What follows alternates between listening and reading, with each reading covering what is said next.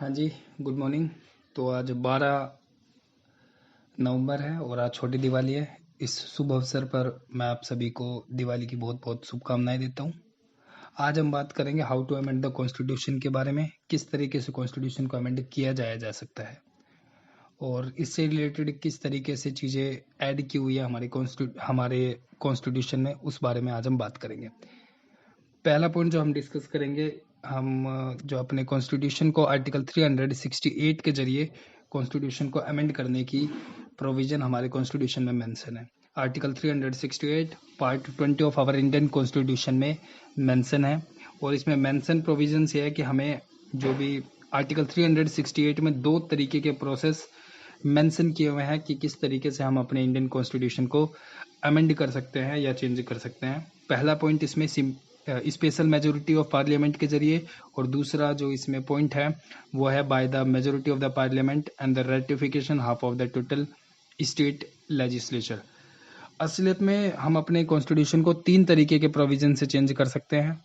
पहला simple majority के जरिए और दूसरा स्पेशल मेजोरिटी के जरिए और तीसरा जो होता है special majority of parliament and the ratification of the state legislature के जरिए हम अपने कॉन्स्टिट्यूशन को अमेंड या फिर बदल सकते हैं। जो तीन तरीके हैं यहाँ पर मेंशन कर रखे हैं, हम इसको हाईलाइट कर देते हैं। ओके, पहला तरीका और ये जो दूसरा तरीका मेंशन किया हुआ है वो ये है और उसके बाद ये तीसरा तरीका।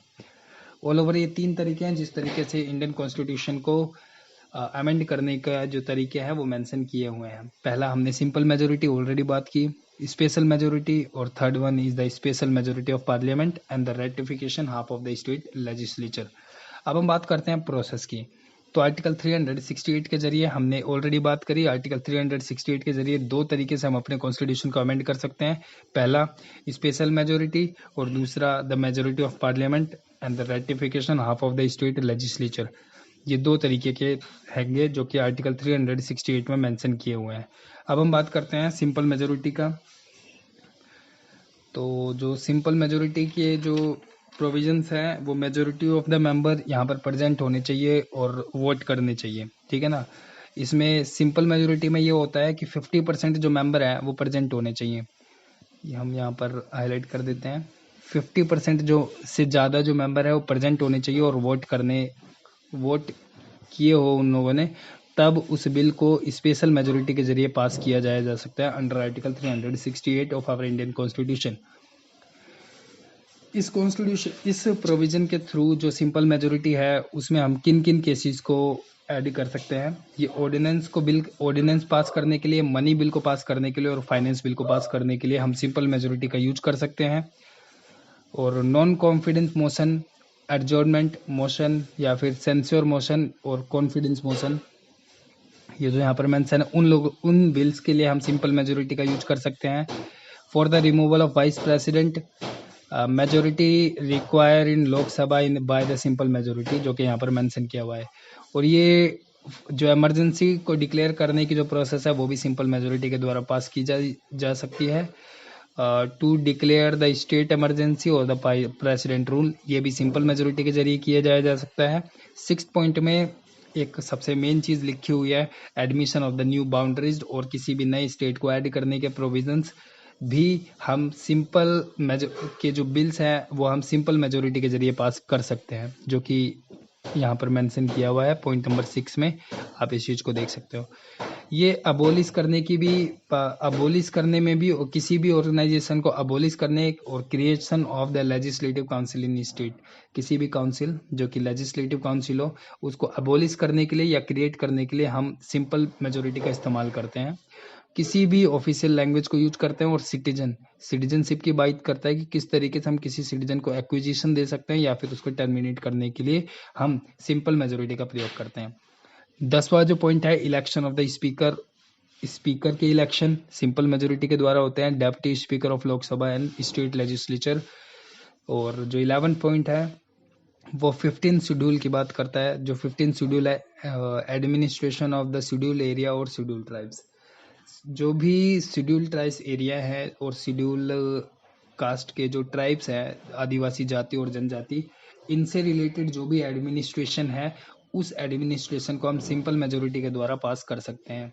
6th शेड्यूल में ट्राइबल एरियाज के बारे में एक्सप्लेन किया हुआ है, वो भी हम सिंपल मेजोरिटी के जरिए किसी भी जो भी एडमिनिस्ट्रेबल एरिया है जो कि अनुसूचित जनजाति के अंदर आता है उसको हम अल्टर कर सकते हैं by the help of simple majority.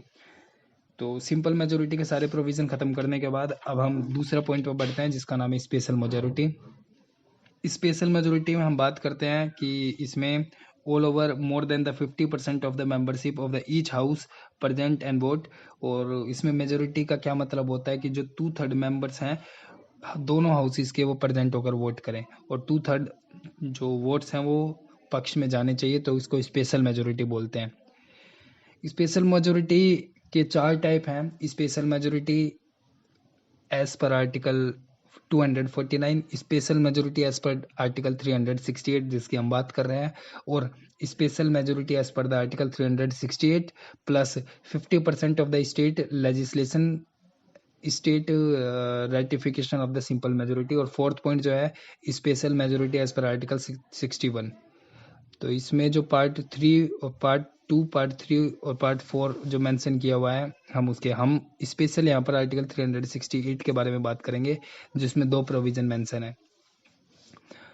तो हम आर्टिकल 249 के बारे में थोड़ा सा रीड कर लेते हैं। आर्टिकल 249 क्या बोलता है? Special majority of the article 249 require a majority of 2/3 member present are voting. ठीक है ना, इसमें से जो 2/3 मेंबर हैं वो प्रेजेंट हो और वोट करे। फॉर एग्जांपल मान लो 245 मेंबर है पार्लियामेंट में, 245 मेंबर है किसी भी राज्यसभा में, तो और उसमें से 150 प्रेजेंट है और वोट कर रहे हैं। तो इसमें स्पेशल मेजोरिटी का क्या मतलब होता है कि उसमें आर्टिकल 369 ये होता है कि उसमें 101 मेंबर जो होते हैं उस बिल को अगर पास कर देते हैं तो उसको स्पेशल मेजोरिटी बोला जाता है। यही चीज जो होता है जो 2/3 का मेंबर यही है ना। जैसे 150 का 2/3 जो होता है वो 110 ही होता है। तो ये इस चीज में एक्सप्लेन किया हुआ है कि आर्टिकल 249 2/3 ऑफ स्पेशल मेजोरिटी की बात करता है। ठीक है ना। और अब हम आर्टिकल 368 के बारे में बात करते हैं। आर्टिकल 368 जो है वो 2 तरीके से बिल को पास करने की बात करता है। उन चीज़ों का हम एक बार पढ़ लेते हैं। Article 368 require 2/3 member of present and voting. 2/3 member उसमें प्रेजेंट होने चाहिए और वोट करने चाहिए। ठीक है ना। और मोर देन 50% से ज़्यादा आपको उसके जो वोट्स होते हैं अगर प्रेजेंट है तो उसको स्पेशल मेजोरिटी के जरिए पास कर दिया जाता है। ठीक है ना। To pass the amendment bill in Rajya Sabha, ये यहाँ पर मेंशन कर रखा है, to pass the amendment bill in Rajya Sabha in addition to getting the support of 123 member. 123 members का अगर सपोर्ट रहता है then the bill should be favour more than 2/3 of the members present in the voting. In case of special majority as per the article 368 is used to pass the amendment bill which does not affect the federalism। ये इस तरीके से पास किए जाने चाहिए जहां पर federalism को किसी भी प्रकार का कोई भी जो अफेक्ट ना हो। दूसरा, रिमूवल ऑफ जजेस के लिए हम स्पेशल मेजोरिटी का सहारा लेते हैं। Removal of CAG controller auditor general और CEC चीफ इलेक्शन कमीशन के जो अधिकारी होते हैं उन लोगों को रिमूव करने के लिए स्पेशल मेजोरिटी का सहारा लेते हैं। Approval of national emergency, national emergency को अप्रूव करने के लिए हम स्पेशल मेजोरिटी का सहारा लेते हैं। और कौन सी स्पेशल मेजोरिटी? स्पेशली ये 368 के आर्टिकल में जो मेंशन है उस वाली मेजोरिटी का सहारा लेकर हम नेशनल इमरजेंसी को इम्पोज कर सकते हैं। इसमें ये जो आर्टिकल्स है ये स्पेशली देखो मेंशन किया हुआ है बोथ ऑफ द हाउसेज। जो बिल लोकसभा और राज्यसभा दोनों से पास होना चाहिए, लोकसभा और राज्यसभा लोअर हाउस और अपर हाउस से दोनों से पास होना चाहिए। इसलिए इस चीज को बोला हुआ है स्पेशल मेजोरिटी। ठीक है ना। और अब हम बात करते हैं special majority as per the article 368 plus ratification का क्या मतलब है। रेटिफिकेशन का मतलब है कि 2/3 मेंबर तो प्रेजेंट होने चाहिए और वोट करने चाहिए। और ये 2/3 मेंबर प्रेजेंट है वो ऑल ओवर सीट के 50% से ज्यादा वोट होने चाहिए। ये हमारे जो सिंपल मेजोरिटी मिलने के साथ साथ स्पेशल मेजोरिटी का भी मिलना, ये स्पेशल रेटिफिकेशन की बात करता है। अब जो मेंशन किया हुआ है आर्टिकल 61 में, इसकी क्या बात है, तो ये हम करेंगे। तो अब हम बात करते हैं अमेंडमेंट की, कि अमेंडमेंट का क्या किस तरीके का प्रोसेस है। जो आर्टिकल 368 अमेंडमेंट के जो प्रोसीजर है वो यहाँ पर थोड़े से मिस हो गए, हम उसके बारे में बात कर लेते हैं। पहले किसी भी बिल को पार्लियामेंट में इंट्रोड्यूस करते हैं तो स्टेट लेजिस्लेशन में नहीं किया जा सकता। पहले कोई सा भी बिल है वो पार्लियामेंट में पास होगा, स्टेट लेजिस्लेचर में पास नहीं होगा। और पार्लियामेंट के दो हाउसेज में पास होता है, लोकसभा और राज्यसभा। और अमेंडमेंट बिल को कोई भी मिनिस्टर या प्राइवेट मेंबर बिना प्रेसिडेंट की प्रायर परमिशन के इंट्रोड्यूस नहीं कर सकता। थर्ड पॉइंट जो है इसमें, bill must be pass in each houses by the special majority, और ये दोनों हाउसेज में पास होना चाहिए। फोर्थ पॉइंट है, हर हाउस को इसे स्पेशलिटी पास करना जरूरी होता है। जॉइंट सीटिंग में दो हाउसेज का कोई भी प्रोविजन नहीं होता। और अमेंडमेंट बिल के लिए बट रेगुलर बिल में जॉइंट सीटिंग अवेलेबल होती है। जॉइंट सीटिंग का कोई भी प्रोविजन अवेलेबल नहीं है, लेकिन अगर रेगुलर बिल है तो वहाँ पर जॉइंट सीटिंग अवेलेबल होती है। लेकिन अमेंडमेंट के लिए कोई भी जॉइंट सीटिंग का प्रावधान हमारे आर्टिकल 368 में मेंशन नहीं है। सिक्स पॉइंट की बात करें, अगर किसी भी बिल द्वारा फेडरल स्ट्रक्चर को अमेंड करना हो तो पार्लियामेंट में स्पेशल मेजोरिटी के साथ स्टेट लेजिस्लेचर के द्वारा बिल को पास किया जाना जरूरी हो जाता है। और स्टेट लेजिस्लेचर सिंपल मेजोरिटी का ये पास भी कर सकती है। अब हम बात करते हैं बोथ, जो सेवंथ पॉइंट है, both houses of the parliament pass if needed to state ratification, then also we can done the state ratification. तो स्टेट रेटिफिकेशन के लिए वो जो बिल होता है उसको पार्लियामेंट के असेंट के लिए, प्रेसिडेंट के असेंट के लिए सेंड किया जाता है। और प्रेसिडेंट इसको ना तो डिले कर सकता है और ना तो इसे रिकंसिडरेशन के लिए भेज सकता है। प्रेसिडेंट को असेंट के बाद वो बिल एक्ट बन जाता है, और जब प्रेसिडेंट का असेंट मिल जाता है तो वो बिल एक्ट बन जाता है। और इसी बिल को हम जो बिल जब अमेंडमेंट में कन्वर्ट हो जाता है, इसको हम दोबारा बोलते हैं, जब प्रेसिडेंट उसे असेंट दे देता है तब वो बिल एक्ट बन जाता है, और इसी को हम कॉन्स्टिट्यूशनल अमेंडमेंट एक्ट बोलते हैं। और आर्टिकल 368 के तहत पार्लियामेंट हमारे कॉन्स्टिट्यूशन को किसी भी पार्ट को अमेंड कर सकती है, इंक्लूडिंग फंडामेंटल राइट्स, और लेकिन ये किसी भी तरीके के बेसिक स्ट्रक्चर ऑफ कॉन्स्टिट्यूशन को हार्म ना करे। ये केशवानंद भारती केस था, उसमें ये बात की गई थी कि हमारे जो किसी भी प्रोविजन को हम ऐड कर सकते हैं या फिर डिलीट कर सकते हैं या फिर अमेंड कर सकते हैं तब तक जब तक वो हमारे इंडियन कॉन्स्टिट्यूशन का जो बेसिक स्ट्रक्चर है उसको हार्म ना करे। ये चीज मेंशन हुई थी हमारे केशवानंदा भारती केस में, जो हम यहाँ पर शो होता हुआ देख रहे हैं। देखो केशवानंदा भारती केस यहाँ पर मेंशन हो रखा है, ये वाला जो केशवानंदा भारती केस यहाँ पर मेंशन हो रखा है। ये बेसिक स्ट्रक्चर और बेसिक फीचर जो है हमारे कॉन्स्टिट्यूशन का, उसे बिना इफेक्ट किए हुए हमारे कॉन्स्टिट्यूशन को अमेंड कर सकते हैं या फिर उसको अमेंड कर सकते हैं या फिर उसको उसी कॉन्स्टिट्यूशन को डिलीट भी कर सकते हैं। अब हम कुछ स्पेशली बात करते हैं फर्स्ट कॉन्स्टिट्यूशनल अमेंडमेंट एक्ट जो था उसके बारे में हम बात करते हैं। फर्स्ट कॉन्स्टिट्यूशनल अमेंडमेंट एक्ट 1951 के द्वारा कुछ चेंजेस किए गए थे। तो स्टेट को एम्पावर किया गया था कि सोशल, इकोनॉमिकल और पॉलिटिकल जस्टिस को सोशली और इकोनॉमिकली वीक सेक्शन तक पहुंचाया जा सके। लैंड फॉर्म और जमींदारी सिस्टम में इवोल्यूशन की बात की गई थी। इसमें 9th शेड्यूल को ऐड किया गया ताकि एंटी जमींदारी लॉ को जुडिशियल रिव्यू से बचा सके। Public order, friendly relation with foreign state और इंसाइटमेंट ऑफ ऑफर, ये सारे एडिशनल ग्राउंड बनाए गए for the reasonable restriction on the freedom of speech and expression and the justice, और अपने कॉन्स्टिट्यूशन को जस्टिसिएबल भी बनाया गया। स्टेट को ट्रेडिंग और नेशनलाइजेशन के भी राइट दिए गए, ठीक है ना। यहाँ पे हमें स्टेट को ट्रेडिंग करने के राइट दिए गए और नेशनलाइजेशन करने का भी इन्हें राइट दिया गया। इसमें इंडिया के बैंक को नेशनलाइज करने की प्रोसेस स्टार्ट हो गई थी। अब हम बात करते हैं जो हमारा फोर्थ कॉन्स्टिट्यूशनल अमेंडमेंट एक्ट था जो कि 1955 में हुआ था। पहले कॉन्स्टिट्यूशनल अमेंडमेंट एक्ट की हमने बात की थी, ये रहा। है ना। इसमें लिखा हुआ है this amendment protect the right to property owner and made more difficult government enact land reform measure, and it added ninth schedule which protect a certain law to bring the change in the court, है ना। यही चीज हमने बात की ना पहला constitutional amendment act को, इसे दोबारा से हम बोलते हैं कि ये चीज क्या चीज था। इसमें जो स्टेट जो था उसको एम्पावर किया गया था सोशली, इकोनॉमिकली और पॉलिटिकली, ठीक है ना, जिससे वो सोशली और इकोनॉमिकली वीक सेक्शन है वहां तक लोगों का अप्रोच कर सके। इसी फर्स्ट कॉन्स्टिट्यूशनल अमेंडमेंट एक्ट के जरिए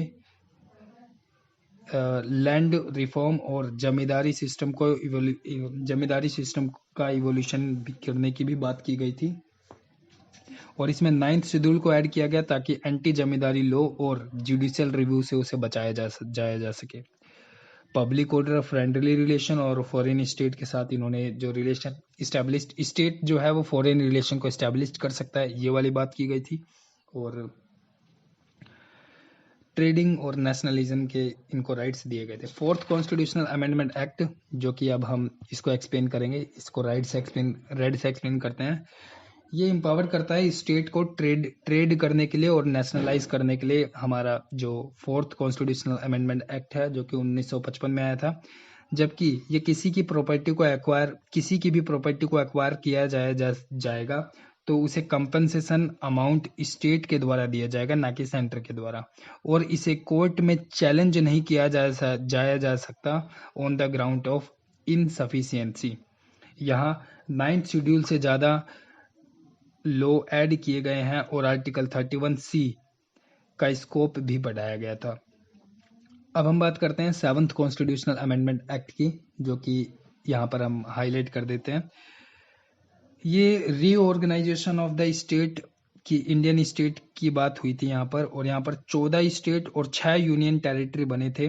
पहले का सिस्टम ये था कि जो स्टेट को ABC कैटेगरी में बांटता था उसे एबोलिश कर दिया गया था, और कॉमन हाई कोर्ट या फिर प्रोविजन बनाया गया जहाँ पर 2 या 2 से ज़्यादा स्टेट बनाए जाएंगे, और इसे यूनियन स्टेट के लिस्ट से एक्सटेंड किया गया था। हाई कोर्ट में एक्टिंग जजेस की भी बात की गई थी। और इसके बाद हम बात करते हैं 9th schedule of the Indian constitution की। इसमें सीधा 11 मेंशन किया हुआ है, 9th शेड्यूल भी इसमें बहुत इंपॉर्टेंट हो जाता है, तो हम 9th शेड्यूल की भी बात करते हैं। 9th schedule of the Indian constitution, जो कि हमारा 1960 का अमेंडमेंट है। बेरियोबारी यूनियन जो पहले वेस्ट बंगाल का हिस्सा रहा करती थी, वो सक्सीड किया गया पाकिस्तान को, जहां इंडिया ने पहले कमिट किया था कि इंडो पाकिस्तान का जो एग्रीमेंट था 1958 के अंदर हुआ था। आर्टिकल 3 में पार्लियामेंट को ये पावर दी गई to alter the area of the state, however it does not include the succession of Indian territory in a foreign state. लेकिन ओनली ऐसे अमेंडमेंट से हो सकते हैं जहां पर कॉन्स्टिट्यूशन को अमेंड किया जा सके। फिर इसके बाद हम 9th के बाद हम 10th कॉन्स्टिट्यूशनल अमेंडमेंट एक्ट की बात करते हैं, जो कि 1961 में हुआ था। ये दादर नागर हवेली को एक्वायर किया गया और वहां पर यूनियन टेरिटरी बनाया गया। और किन से इन्हें एक्वायर किया गया था? पोर्तुगीज जो थे उन्होंने दादर नागर हवेली को ऑलरेडी एक्वायर किया हुआ था। दादर नागर हवेली को उन्होंने उसी समय से एक्वायर किया गया था जब वो अपना ब्लू वाटर पॉलिसी को अडॉप्ट करा करते थे पुर्तगालीज। तब से उन्होंने यहाँ पर जो उन्होंने अपना दादर नागर हवेली को एक्वायर करके रखा था। फिर उसके बाद हम 11th कॉन्स्टिट्यूशनल अमेंडमेंट एक्ट की बात करते हैं, जहां पर इलेक्शन ऑफ वाइस प्रेसिडेंट का जो प्रोसीजर था उसके लिए न्यू प्रोसेस को अडॉप्ट किया गया by introducing the electoral college के जरिए इंट्रोड्यूस किया गया था। इस तरीके से जो उनकी है वैकेंसी होगी, अगर उनकी वैकेंसी होगी तो इलेक्शन ऑफ प्रेसिडेंट या इलेक्शन ऑफ वाइस प्रेसिडेंट को चैलेंज करने का रीजन नहीं बचेगा, ठीक है ना। देखो इसमें मैं इसको हाईलाइट कर देता हूँ, जो आर्टिकल 11th है वो बहुत इंपॉर्टेंट कॉन्स्टिट्यूशन हो जाता है। आर्टिकल 11 जो है वो प्रेसिडेंट और वाइस प्रेसिडेंट के जो इलेक्शन है उनके ऊपर अमेंडमेंट किया गया था, ठीक है ना।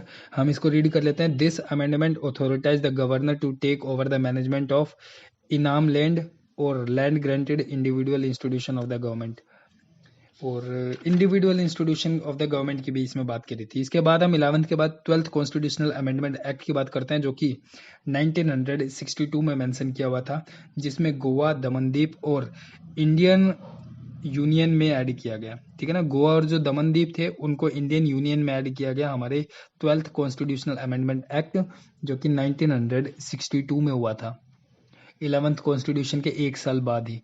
हमने इसमें किस चीज को ऐड किया, हम इसको मेंशन कर देते हैं, हमने इसमें गोवा और दमनदीप को ऐड किया था, है ना। गोवा और दमनदीप को हमने as a Indian territory add किया था। इसके बाद हम पढ़ते हैं 11th 12th हमने ऐड कर लिया, 13th कॉन्स्टिट्यूशनल अमेंडमेंट एक्ट के बारे में बात करते हैं, जो कि ऑलरेडी 1962 में ही हुआ था। इसे भी 1962 में आया था। इसमें नागालैंड को एक स्टेट बनाया गया और उसको स्पेशल प्रोविजन भी ऐड किया गया, है ना। हमने ये बात करी, जो 13 कॉन्स्टिट्यूशनल अमेंडमेंट एक्ट है उसमें हमने नागालैंड को अपने इंडियन टेरिटरी में ऐड किया था और उसको स्पेशल प्रोविजन में ऐड किया गया था। अब हम बात करते हैं 14th कॉन्स्टिट्यूशनल अमेंडमेंट एक्ट, जो ये भी 1962 का ही अमेंडमेंट है। इसमें पुडुचेरी को इंडियन यूनियन में ऐड किया गया और union territory of Himachal Pradesh, Manipur, Tripura, Goa, Damandeep and Puducherry के लिए लेजिस्लेचर और legislative council of minister form किया गया, मतलब काउंसिल ऑफ मिनिस्टर जो कि मेंबर ऑफ पार्लियामेंट होंगे। 17th कॉन्स्टिट्यूशनल अमेंडमेंट एक्ट, जो कि 1964 का अमेंडमेंट है, उसमें स्टेट अगर किसी प्राइवेट कल्टीवेटेड लैंड को एक्वायर करेगा तो उसके लिए उसे कंपनसेशन प्रोविजन और इसके अमेंडमेंट में बनाए गए वो कंपनसेशन फेयर कंपनसेशन होगा जो मार्केट वैल्यू के ऊपर डिसाइड होगा। ठीक है ना, अगर किसी भी प्राइवेट जो कल्टीवेटेड लैंड है उस कल्टीवेटेड लैंड को अगर कोई एक्वायर कर रहा है तो वो मार्केट वैल्यू से, अगर स्टेट उसे कंपनसेशन देगा तो वो कंपनसेशन मार्केट वैल्यू से ऊपर होना चाहिए, ऊपर डिसाइड होगा हरदम। और 9th शेड्यूल में 44 नए एक्ट ऐड किए गए थे। ये किस में ऐड किए गए थे, 17th कॉन्स्टिट्यूशनल अमेंडमेंट एक्ट के लिए। ठीक है ना, 17th कॉन्स्टिट्यूशनल अमेंडमेंट जो कि 1964 का था, इसमें सबसे मेन बात यही थी कि अगर किसी की लैंड को एक्वायर किया जाएगा तो उसको जो मुआवजा मिलेगा वो मार्केट वैल्यू से हाई मिलेगा, वो मार्केट वैल्यू से उसे हाई मिलेगा, ये चीज इसमें मेंशन किया हुआ था। अब हम बात करते हैं 18th कॉन्स्टिट्यूशनल अमेंडमेंट एक्ट, जो हमारा इस जगह पर मेंशन किया हुआ है। 18th कॉन्स्टिट्यूशनल अमेंडमेंट एक्ट 1971 में मेंशन किया गया था। ठीक है ना, तो आई थिंक यहाँ पर मिस प्रिंट है। ये 18th कॉन्स्टिट्यूशनल अमेंडमेंट एक्ट जो था वो 1971 में ना होकर 1966 में हुआ था, इसको आप करेक्ट कर लेना, ये हुआ था 1966 में। एक बार आप कंफर्म भी कर लेना अगर ये गलत हो तो। पार्लियामेंट को नया स्टेट बनाने के प्रोविजन दिए गए और यहाँ पर पंजाब और हरियाणा को नया नया स्टेट बना दिया गया। तो अब हम बोल सकते हैं 1966 में या फिर 1971 में, अगर ये चीज सही होगी तो जो हरियाणा और पंजाब थे उनको एक नया स्टेट बना दिया गया था। हालांकि ये चीज ये चीज सही हो सकती है, जो 1971 है ये चीज सही होगा, आप एक बार इसे देख लेना। 21th अमेंडमेंट एक्ट जो कि 1967 का केस है, वहां पर सिंधु को 8th शेड्यूल में 15th लैंग्वेज के तौर पर ऐड किया गया था। ठीक है ना, अब हम 24th कॉन्स्टिट्यूशनल अमेंडमेंट एक्ट की बात करते हैं, जो कि 1971 में हुआ था। 24th कॉन्स्टिट्यूशनल अमेंडमेंट एक्ट, इसमें गोलकनाथ केस को ऐड करना पड़ा था। तो सुप्रीम कोर्ट ने बताया पार्लियामेंट किसी भी सिटीजन को फंडामेंटल राइट को कॉन्स्टिट्यूशनल अमेंडमेंट के थ्रू चेंज नहीं कर सकती। ये हमारे 24th कॉन्स्टिट्यूशनल अमेंडमेंट एक्ट में मेंशन किया गया था। 24th कॉन्स्टिट्यूशनल अमेंडमेंट एक्ट 1971 में हुआ था और इस अमेंडमेंट में ये क्लैरिफाई किया गया कि पार्लियामेंट के पास कॉन्स्टिट्यूशन के किसी भी अमेंडमेंट को अमेंड करने की पावर हो तो इससे वह सिटीजन के फंडामेंटल राइट को बिना हार्म किए हुए पार्लियामेंट को अमेंड कर वो कॉन्स्टिट्यूशन को अमेंड कर सकता है। प्रेसिडेंट के लिए ये ओब्लिगेटरी कर दिया गया कि उन्हें किसी भी अमेंड को असेंट देना होगा। प्रेसिडेंट ना तो किसी भी अमेंडमेंट बिल को रिजेक्ट कर सकता है और ना तो किसी अमेंडमेंट बिल को रिकंसिडरेशन के लिए सेंड कर सकता है। तो अब हम बात करते हैं 25th कॉन्स्टिट्यूशनल अमेंडमेंट एक्ट, जो कि हाईलाइट किया हुआ है यहाँ पर, जो कि 1971 का एक्ट है। इसमें राइट टू प्रॉपर्टी को फंडामेंटल राइट से हटा दिया गया और इसमें राइट टू प्रॉपर्टी को फंडामेंटल राइट से हटाकर लीगल राइट में ऐड किया। इसमें क्लियर किया गया कि directive principle of the state policy के ऑब्जेक्टिव को फुलफिल करने के लिए आर्टिकल 39B और आर्टिकल 39C को फंडामेंटल राइट्स ऑफ आर्टिकल 14, 19 और 31 वॉयलेशन के ग्राउंड पर चैलेंज नहीं किया जा सकता। किन किन के वॉयलेशन के ग्राउंड को चैलेंज नहीं किया जा सकता? आर्टिकल 14, आर्टिकल 19 और आर्टिकल 31 अगर वॉयलेट होते हैं तो आप इसको चैलेंज नहीं कर सकते किसी भी कोर्ट में। फिर उसके बाद 25th कॉन्स्टिट्यूशनल अमेंडमेंट एक्ट को यहाँ पर होना चाहिए, ये मिस है यहाँ पर। 26th कॉन्स्टिट्यूशनल अमेंडमेंट एक्ट जो कि 1971 में मेंशन किया गया था हमारे इंडियन कॉन्स्टिट्यूशन में। ये फॉर्मर मोनार्की रूल जो पहले प्रिंसली स्टेट में हुआ करते थे उन सारे प्रिविलेजेस को हटा दिया गया, ठीक है ना। इसके बाद 31st कॉन्स्टिट्यूशनल अमेंडमेंट एक्ट जो कि हमारे 1973 में ऐड किया गया था। लोकसभा की सीट 225 से बढ़ाकर 545 कर दी गई थी और become population of India was increases. तो फिर इसमें क्या हुआ था, जो पार्लियामेंट की जो सीट थी, लोकसभा की जो सीट थी वो 525 रहा करती थी, उसे बढ़ाकर 545 कर दी गई थी। क्यों? क्योंकि जो पॉपुलेशन थी हमारे इंडिया की वो बढ़ गई थी। वो इंडिकेट करती थी 1971 में जो हमारी इंडिया की पॉपुलेशन थी वो इंक्रीज हो गई थी, इसलिए सीट्स और काउंसिल ऑफ मिनिस्टर की ज़्यादा ज़रूरत पड़ रही थी।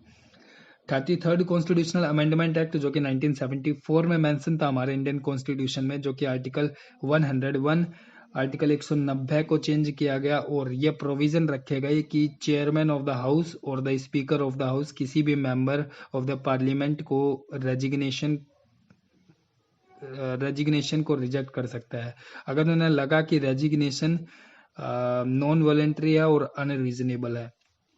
फिर उसके बाद हम बात करते हैं 35th कॉन्स्टिट्यूशनल अमेंडमेंट एक्ट जो कि 1975 का है। सिक्किम को ये स्टेटस दिया गया, सिक्किम के स्टेटस को चेंज किया गया और अब association of the state of India का स्टेट मिल गया।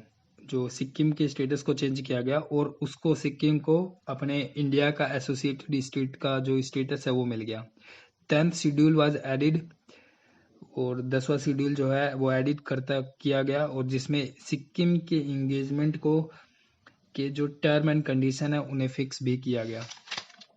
फिर हम बात करते हैं 36 कॉन्स्टिट्यूशनल अमेंडमेंट एक्ट जो कि 1975 का है। सिक्किम को एक फुलफिल फ्लैग स्टेटस मिला और 10th शेड्यूल को रिपील भी किया गया था। 38th कॉन्स्टिट्यूशनल अमेंडमेंट एक्ट जो कि 1975 का है, इसके बारे में अब हम कल पढ़ेंगे, वीडियो बहुत ज़्यादा लंबी हो गई है। Okay, thank you.